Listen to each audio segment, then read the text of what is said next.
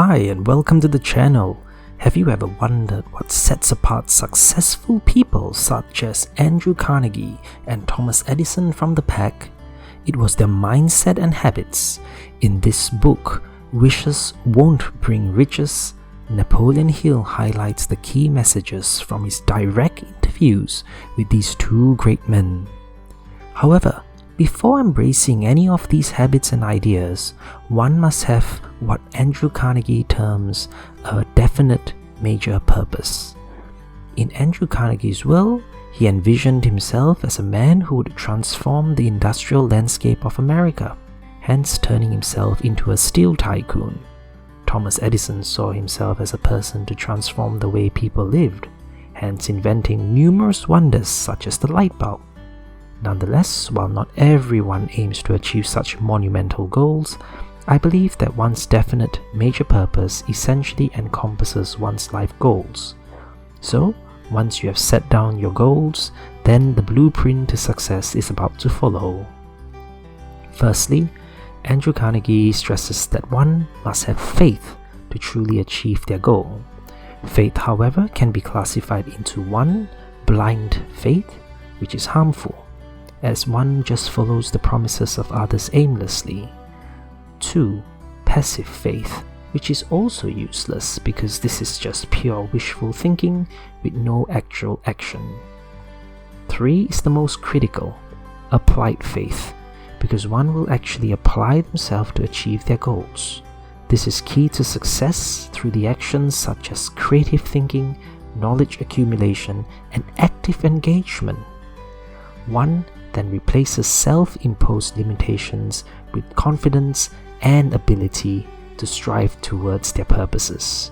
This process is further strengthened by persistence and repetition. In addition, Andrew Carnegie advises that it is important to control one's ego, as ego stifles possibilities and reduces the capability to see bigger pictures. Next, it is important to marry hope, enthusiasm, and applied faith to bring about sustained endeavor. In fact, Napoleon Hill himself reveals how he not only grew up in poverty, but he was also deemed a poor student in school. However, his stepmother encouraged him to focus his attention on writing, sparking the hope for a better life. Napoleon Hill then focused his energy to become a magazine writer, before publishing books such as Think and Grow Rich, which to this date is considered one of the greatest self-help books of all time.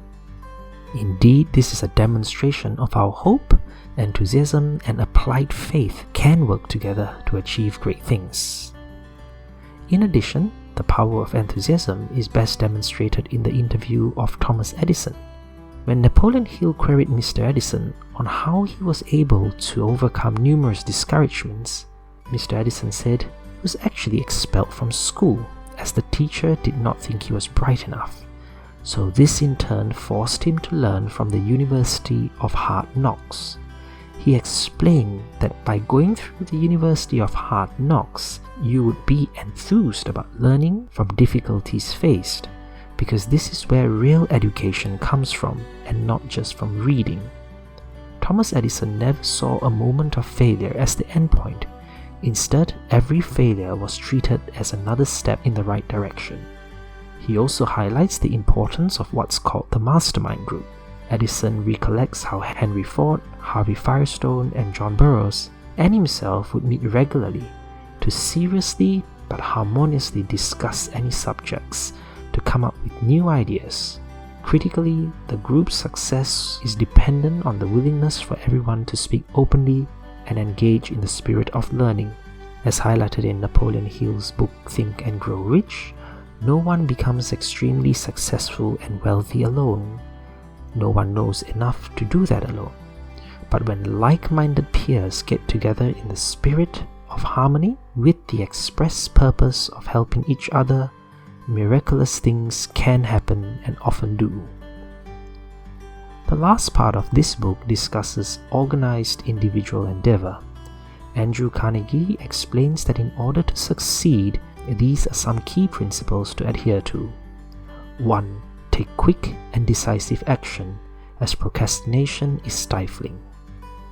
2. Once a major purpose is determined, plan accordingly and critically harness one's own strength. This is very important because far too often we focus on what we lack. Instead, embrace our uniqueness and go forth. Last but not least, Andrew Carnegie advises that material wealth alone is destructive. Instead, it must always be accompanied by spiritual growth and enlightenment. This is embodied by Mr. Carnegie himself, who was not only a very wealthy businessman, but a well-known philanthropist.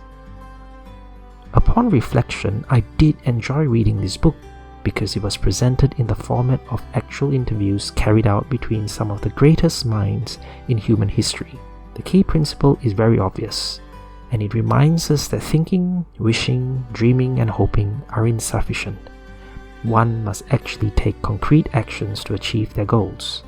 In addition, the unrelenting mind is so critical, and best summarized by Mr. Edison, who advises, success comes to the person who refuses to accept anything else.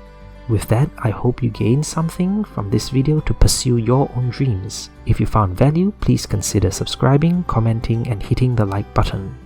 Until the next time, have a wonderful and productive week ahead.